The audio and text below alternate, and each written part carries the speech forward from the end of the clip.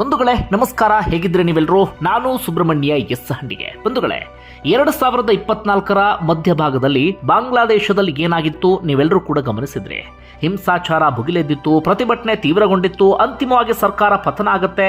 ಶೇಖ್ ಹಸೀನಾ ಭಾರತಕ್ಕೆ ಬಂದು ಆಶ್ರಯವನ್ನ ಪಡಿತಾರೆ. ಎಲ್ಲ ಬೆಳವಣಿಗೆ ಆಗಿತ್ತು.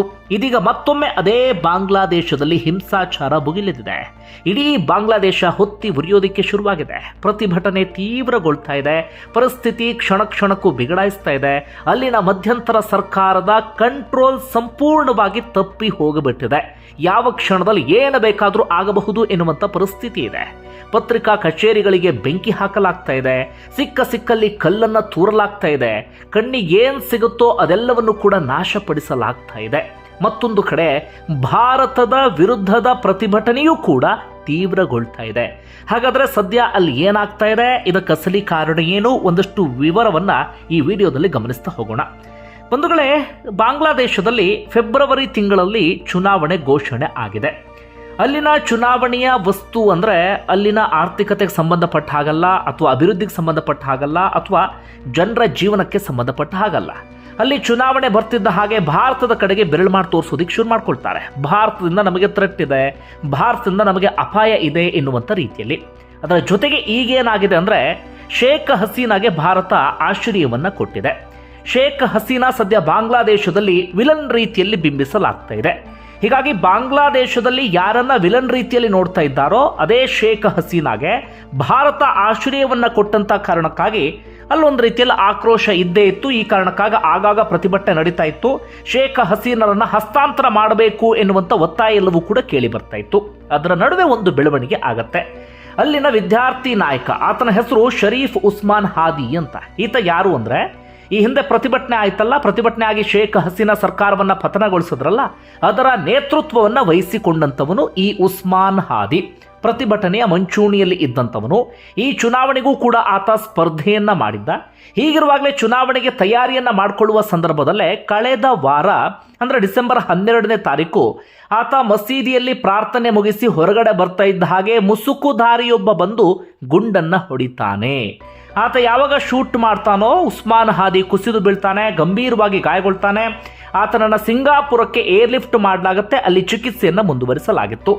ಉಸ್ಮಾನ್ ಹಾದಿ ಅಲ್ಲಿಗೆ ಶಿಫ್ಟ್ ಆಗ್ತಾ ಇದ್ದ ಹಾಗೆ, ಅಂದರೆ ಚಿಕಿತ್ಸೆಗೆ ಶಿಫ್ಟ್ ಆಗ್ತಾ ಇದ್ದ ಹಾಗೆ ಇಲ್ಲಿ ಪ್ರತಿಭಟನೆ ಎಲ್ಲವೂ ಕೂಡ ತೀವ್ರಗೊಂಡಿತ್ತು. ಪ್ರಮುಖವಾಗಿ ಭಾರತದ ವಿರುದ್ಧವೇ ಆಕ್ರೋಶವನ್ನು ಹೊರಹಾಕಲಾಗಿತ್ತು. ಕಾರಣ ಏನಪ್ಪಾ ಅಂದರೆ, ಈತನಿಗೆ ಗುಂಡನ್ನು ಹೊಡೆದಂಥವರು ಶೇಖ್ ಹಸೀನಾರ ಪಕ್ಷ ಇದೆಯಲ್ಲ, ಅವಾಮಿ ಲೀಗ್, ಆ ಪಕ್ಷಕ್ಕೆ ಸೇರಿದಂಥವರು. ಜೊತೆಗೆ ಗುಂಡನ್ನು ಹೊಡೆದು ಗಡಿಯ ಮೂಲಕ ಭಾರತಕ್ಕೆ ಅವರು ಎಸ್ಕೇಪ್ ಆಗಿದ್ದಾರೆ ಎನ್ನುವ ರೀತಿಯಲ್ಲಿ ಒಂದು ನರೇಟಿವ್ ಅನ್ನು ಅಲ್ಲಿ ಬಿಲ್ಡ್ ಮಾಡಲಾಯಿತು. ಹೀಗಾಗಿ ಮತ್ತೊಮ್ಮೆ ಭಾರತ ವಿರುದ್ಧ ಅಲ್ಲಿ ದ್ವೇಷ ಬಿತ್ತುವಂಥ ಕೆಲಸ, ಅಥವಾ ಮತ್ತೊಮ್ಮೆ ಭಾರತ ವಿರುದ್ಧ ಆಕ್ರೋಶ, ಅದೆಲ್ಲವೂ ಕೂಡ ಪ್ರತಿಭಟನೆಯ ರೂಪವನ್ನು ಪಡೆದುಕೊಂಡಿತ್ತು. ಹೀಗಾಗಿ ನಿನ್ನೆ ಆದಂಥ ಬೆಳವಣಿಗೆ ಅಂದರೆ, ಭಾರತದ ರಾಯಭಾರಿ ಕಚೇರಿ ಕಡೆಗೆ ಒಂದು ರ್ಯಾಲಿಯನ್ನು ಮಾಡಲಾಗ್ತಿತ್ತು. ಅಂತಿಮವಾಗಿ ರಾಯಭಾರ ಕಚೇರಿಗೆ ಮುತ್ತಿಗೆ ಹಾಕುವಂಥ ಪ್ರಯತ್ನ ನಡೆಯಿತು. ಈ ಕಾರಣಕ್ಕಾಗಿ ಒಂದಷ್ಟು ಹೊತ್ತು ಕಾಲ ಹಿಂಸಾಚಾರ, ಕಲ್ಲು ತೂರಾಟ ಅಂಥದ್ದೆಲ್ಲವೂ ಕೂಡ ನಿನ್ನೆ ಆಗಿತ್ತು. ಅದರ ನಡುವೆ ಏನಾಗುತ್ತೆ ಅಂದರೆ, ರಾತ್ರಿಯ ಸುಮಾರಿಗೆ ಬಂದಂಥ ಸುದ್ದಿ ಅಂದರೆ, ಆಸ್ಪತ್ರೆಯಲ್ಲಿ ಇದ್ದಂಥ ವಿದ್ಯಾರ್ಥಿ ನಾಯಕ ಶರೀಫ್ ಉಸ್ಮಾನ್ ಹಾದಿ ಸಾವನ್ನಪ್ತಾನೆ ಎನ್ನುವಂಥ, ಅಥವಾ ಸಾವನ್ನಪ್ಪಿದ್ದಾನೆ ಎನ್ನುವಂಥ ಸುದ್ದಿ ಬರುತ್ತೆ.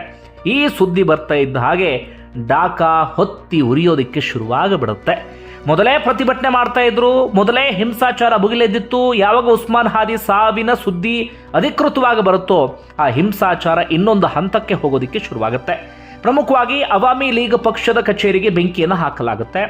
ಹಾಗೆ ಡೈಲಿ ಸ್ಟಾರ್ ಮತ್ತು ಪ್ರಥಮ್ ಆಲೋ ಎನ್ನುವಂಥ ಎರಡು ಪ್ರಮುಖ ಪತ್ರಿಕಾಗಳ ಕಚೇರಿ ಇತ್ತು. ಆ ಕಚೇರಿಗಳಿಗೆ ಬೆಂಕಿಯನ್ನು ಹಾಕಲಾಗುತ್ತೆ. ಹೀಗಾಗಿ ಪ್ರಮುಖವಾದಂಥ ಪತ್ರಕರ್ತರೆಲ್ಲರೂ ಕೂಡ ಕಟ್ಟಡದ ಒಳಗಡೆ ಸಿಕ್ಕಾಕೊಂಡು ಬಿಡ್ತಾರೆ. ಒಂದಷ್ಟು ಹೊತ್ತುಗಳ ಕಾಲ ಸಾವು ಬದುಕಿನ ನಡುವೆ ಹೋರಾಡುವಂಥ ಪರಿಸ್ಥಿತಿಯು ಕೂಡ ನಿರ್ಮಾಣ ಆಗಿಬಿಡುತ್ತೆ. ಅಂತಿಮವಾಗಿ ಅವರೆಲ್ಲರನ್ನು ಕೂಡ ರಕ್ಷಣೆ ಮಾಡಲಾಗುತ್ತೆ, ಒಳಗಡೆ ಇದ್ದಂಥ ಪತ್ರಕರ್ತರನ್ನ. ಪತ್ರಿಕಾ ಕಚೇರಿಗಳ ಮೇಲೆ ಯಾಕೆ ಸಿಟ್ಟು ಅಂದರೆ, ಅವರು ಭಾರತದ ಪರವಾಗಿ ನಿಲುವನ್ನು ಹೊಂದಿದ್ದಾರೆ, ಅಥವಾ ಭಾರತದ ಪರವಾಗಿ ಒಲವನ್ನು ಹೊಂದಿದ್ದಾರೆ ಎನ್ನುವಂಥ ಕಾರಣಕ್ಕಾಗಿ. ಇನ್ನೊಂದು ಕಡೆಯಿಂದ ಅವಾಮಿ ಲೀಗ್ ಪಕ್ಷದ ಕಚೇರಿ ಮೇಲೆ ಅಂದರೆ, ಆ ಪಕ್ಷದ ಮೇಲೆ ಸಿಟ್ಟಿದೆ, ಶೇಖ್ ಹಸೀನಾ ಮೇಲೆ ಸಿಟ್ಟಿದೆ. ಆ ಕಾರಣಕ್ಕಾಗಿ ಈ ರೀತಿಯಾಗಿ ಬೆಂಕಿ ಹಚ್ಚಿ ತಮ್ಮ ಆಕ್ರೋಶವನ್ನು ಹೊರಹಾಕಿಬಿಟ್ರು. ಅಷ್ಟಕ್ಕೆ ಸುಮ್ಮನಾದ್ರ ಇಲ್ಲ, ಮುಂದುವರೆದು ಬಾಂಗ್ಲಾದಲ್ಲಿ ಓರ್ವ ಹಿಂದೂ ಯುವಕ, ಆತನ ಹೆಸರು ಮೈಮನ್ ಸಿಂಗ್ ಅಂತ ಹೇಳಿ, ಆತ ಪ್ರವಾದಿ ನಿಂದನೆಯನ್ನು ಮಾಡಿದ್ದಾನೆ ಅಂಥೇಳಿ ಆರೋಪವನ್ನು ಮಾಡಿ ಆತನನ್ನು ಮರಕ್ಕೆ ಕಟ್ಟಿ ಹಾಕಿ ಆ ಮರಕ್ಕೆ ಬೆಂಕಿಯನ್ನು ಹಚ್ಚಿ ಆತನನ್ನು ಒಂದು ರೀತಿಯಲ್ಲಿ ತೀರ ಹಿಂಸೆಯನ್ನು ಕೊಟ್ಟು ಸಾಯಿಸಿಬಿಟ್ರು. ಸದ್ಯಕ್ಕೆ ಬಾಂಗ್ಲಾದೇಶದಲ್ಲಿ ಈ ರೀತಿಯಾಗಿ ಆಗ್ತಾ ಇದೆ. ಇದರ ನಡುವೆ ಭಾರತ ಮೇಲಿನ ದ್ವೇಷ ಕೂಡ ಕ್ಷಣ ಕ್ಷಣಕ್ಕೂ ಜಾಸ್ತಿ ಆಗ್ತಾ ಇದೆ. ಹೀಗಾಗಿ ಭಾರತ ಈ ಕ್ಷಣಕ್ಕೆ ಎಚ್ಚೆತ್ತುಕೊಳ್ಳಲೇಬೇಕಾದಂಥ ಪರಿಸ್ಥಿತಿ ಇದೆ. ಯಾಕಂದರೆ ಅಲ್ಲಿ ಚುನಾವಣೆಗೋಸ್ಕರ ಏನು ಬೇಕಾದರೂ ಮಾಡ್ತಾರೆ. ಅಲ್ಲಿ ರಾಜಕೀಯ ನಾಯಕರು, ಅವರ ಚುನಾವಣಾ ತಂತ್ರಗಾರಿಕೆ, ಅವರು ಸ್ವಾರ್ಥ, ಹೀಗಾಗಿ ಜನರ ತಲೆಯಲ್ಲಿ ಏನನ್ನು ತುಂಬೋದು, ಜನರನ್ನು ಬೀದಿಗಿಳಿಸೋದು, ಅವರು ಈ ರೀತಿಯಾಗಿ ಹಿಂಸಾಚಾರ ಮಾಡುವಂತೆ ಮಾಡೋದು, ಅವರು ಕುತ್ಕೊಂಡು ಆರಾಮಾಗಿ ನೋಡ್ತಾ ಇರೋದು, ಅದೇ ಸದ್ಯಕ್ಕೆ ಇದೀಗ ನಡೀತಾ ಇರೋದು. ಈಗ ಯಾವ ರೀತಿಯಾಗೆಲ್ಲ ಪ್ರಚೋದನೆಯನ್ನು ಕೊಡ್ತಾ ಇದ್ದಾರೆ ಅಂದರೆ, ಅದರಲ್ಲೂ ಕೂಡ NCP ಎನ್ನುವಂಥ ಪಕ್ಷ ಒಂದಿದೆ. ಈ ಶೇಖ್ ಹಸೀನಾ ಕೆಳಗಿಳಿದ ಬಳಿಕ ಹೊಸದಾಗಿ ಹುಟ್ಕೊಂಡಿರುವಂಥ ಪಕ್ಷ ಈ ಚುನಾವಣೆಯಲ್ಲೂ ಕೂಡ ಸ್ಪರ್ಧೆಯನ್ನು ಮಾಡಿದೆ. ಆ ಪಕ್ಷದ ಓರ್ವ ಪ್ರಮುಖ ನಾಯಕ ಈಗಾಗಲೇ ಸ್ಟೇಟ್ಮೆಂಟನ್ನು ಕೂಡ ಕೊಟ್ಬಿಟ್ಟಿದ್ದಾನೆ, ಅಥವಾ ಜನರನ್ನು ಪ್ರಚೋದಿಸುವಂಥ ಕೆಲಸವನ್ನು ಕೂಡ ಮಾಡಿದ್ದಾನೆ. ಶೇಖ್ ಹಸೀನರನ್ನು ಭಾರತ ನಮಗೆ ಹಸ್ತಾಂತರವನ್ನು ಮಾಡಿಲ್ಲ ಅಂತಾದರೆ ಭಾರತದ 7 ಸಿಸ್ಟರ್ ಅಂತ ಏನು ಕರಿತೀವಿ ರಾಜ್ಯಗಳು, ಈ ನಾರ್ತ್ ಈಸ್ಟ್ ರಾಜ್ಯಗಳಿದ್ದಾವಲ್ಲ, ಆ ರಾಜ್ಯಗಳನ್ನು ನಾವು ಸುಮ್ಮನೆ ಬಿಡೋದಿಲ್ಲ ಎನ್ನುವ ರೀತಿಯಲ್ಲಿ ಆತ ಒಂದು ರೀತಿಯಲ್ಲಿ ಎಚ್ಚರಿಕೆ ಕೊಡುವಂಥ ಕೆಲಸವನ್ನು ಮಾಡಿದ್ದಾನೆ, ಅಥವಾ ಅಲ್ಲಿನ ಜನರನ್ನು ಪ್ರಚೋದಿಸುವಂಥ ಕೆಲಸವನ್ನು ಮಾಡಿದ್ದಾನೆ.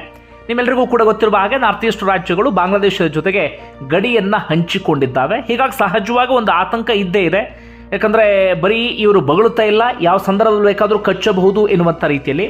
ಹೀಗಾಗಿ ಸದ್ಯಕ್ಕೆ ಭಾರತ ಏನು ಮಾಡಿದೆ ಅಂದರೆ, ಢಾಕಾದಲ್ಲಿ ಇದ್ದಂಥ ವೀಸಾ ಕಚೇರಿ ಇತ್ತಲ್ಲ, ಅದನ್ನು ಕಂಪ್ಲೀಟ್ ಆಗಿ ಶಟ್ ಡೌನ್ ಮಾಡಿದೆ.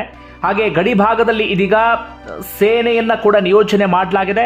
ಗಡಿ ಭಾಗದಲ್ಲಿ ಮುನ್ನೆಚ್ಚರಿಕಾ ಕ್ರಮವನ್ನು ಕೂಡ ತೆಗೆದುಕೊಳ್ಳಲಾಗ್ತಾ ಇದೆ. ಆದರೆ ಯಾವ ಸಂದರ್ಭದಲ್ಲಿ ಏನು ಬೇಕಾದರೂ ಆಗಬಹುದು ಎನ್ನುವಂಥ ಸ್ಥಿತಿಯೂ ಕೂಡ ಇದೆ. ಯಾಕಂದರೆ ಸದ್ಯಕ್ಕೆಲ್ಲ ಬೊಗಳುತ್ತಾ ಇದ್ದಾರೆ ಅಲ್ಲಿನ ರಾಜಕೀಯ ನಾಯಕರು, ಅವರು ಕಚ್ಚೋದಕ್ಕೂ ಕೂಡ ಹೆಸೋದಿಲ್ಲ. ಯಾಕಂದರೆ ಚುನಾವಣೆಯನ್ನು ಗೆಲ್ಲಬೇಕು, ಅಧಿಕಾರವನ್ನು ಹಿಡಿಲೇಬೇಕು ಎನ್ನುವಂಥ ಅಧಿಕಾರದ ಮದ ಅಥವಾ ಅಧಿಕಾರದ ದಾಹ ತಲೆಗೆ ಹತ್ತು ಹೋಗಿಬಿಟ್ಟಿದೆ. ಹೀಗಾಗಿ ಯಾವಾಗ ಏನು ಮಾಡ್ತಾರೆ ಅಂತ ಹೇಳೋದಕ್ಕೆ ಸಾಧ್ಯ ಆಗೋದಿಲ್ಲ. ಇದು ಸದ್ಯದ ಬಾಂಗ್ಲಾದೇಶದ ಪರಿಸ್ಥಿತಿ. ಇನ್ನೊಂದು ಕಡೆಯಿಂದ ಮಧ್ಯಂತರ ಸರ್ಕಾರದ ಆಡಳಿತಾಧಿಕಾರಿ ಯೂನುಸ್, ಆತ ಏನು ಮಾಡದೆ ಕೈಕಟ್ಟು ಕೂತ್ಕೊಂಡಿದ್ದಾನೆ, ಅಥವಾ ಇದೆಲ್ಲವನ್ನು ಕೂಡ ಆತ ಒಂದು ರೀತಿಯಲ್ಲಿ ಪರೋಕ್ಷವಾಗಿ ಬೆಂಬಲಿಸ್ತಾನೂ ಕೂಡ ಇದ್ದಾನೆ. ನಿಮ್ಮೆಲ್ಲರಿಗೂ ಕೂಡ ಗೊತ್ತಿರುವ ಹಾಗೆ ಶಾಂತಿ ನೊಬೆಲ್ ಪಡೆದಂಥ ವ್ಯಕ್ತಿ, ಆದರೆ ಇದೀಗ ಆ ಶಾಂತಿ ನೊಬೆಲ್ ಪಡೆದಂಥ ವ್ಯಕ್ತಿ ಆಡಳಿತವನ್ನು ನಡೆಸ್ತಿರುವಂಥ ರಾಷ್ಟ್ರದಲ್ಲಿ ಶಾಂತಿ ಎಲ್ಲವೂ ಕೂಡ ಮೂಲೆಗೆ ಹೋಗಿ ಹಿಂಸಾಚಾರ ಇದೀಗ ಭುಗಿಲೆದ್ದಿದೆ. ಆ ಹಿಂಸಾಚಾರಕ್ಕೆ ಪರೋಕ್ಷವಾಗಿ ಈ ವ್ಯಕ್ತಿಯ ಸಾಥ್ ಕೊಡ್ತಾ ಇದ್ದಾನೆ.